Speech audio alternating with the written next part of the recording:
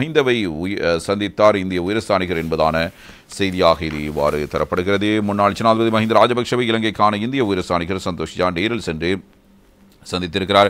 தங்காலை கால்டனில் அமைந்துள்ள அவரது உத்தியோகபூர்வ இல்லத்தில் நேற்று புதன்கிழமை இந்த சந்திப்பு இடம்பெற்றிருக்கிறது. இந்திய உயர்ஸ்தானிகரின் மனைவி தனுஜாவும் இந்த நிகழ்வில் கலந்து கொண்டு அரசியல் மற்றும் தனிப்பட்ட கருத்துக்களை பரிமாறிக்கொண்டு மிகவும் அன்பான சந்திப்பை மேற்கொண்டதாக மஹிந்த தனது முகநூல் பதிவில் இவ்வாறு குறிப்பிடுகிறார். இது தொடர்பாக மஹிந்த வெளியிட்டிருக்கிற கருத்தில்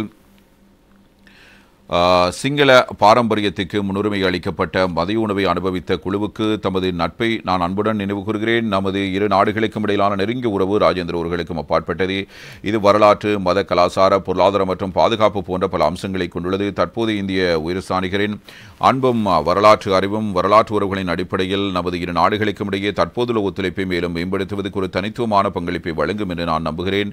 வரலாற்று நட்பின் அடிப்படையில் நிகழ்காலத்தின் தேவைகளை அங்கீகரித்து எதிர்காலத்தில் வலுவான ஒத்துழைப்பை கட்டியெழுப்புவதில் நீங்கள் அளித்த பங்களிப்புக்கு நான் நன்றியுள்ளவனாக இருக்கிறேன் என்றும் இவ்வாறு தெரிவித்திருக்கிறார்.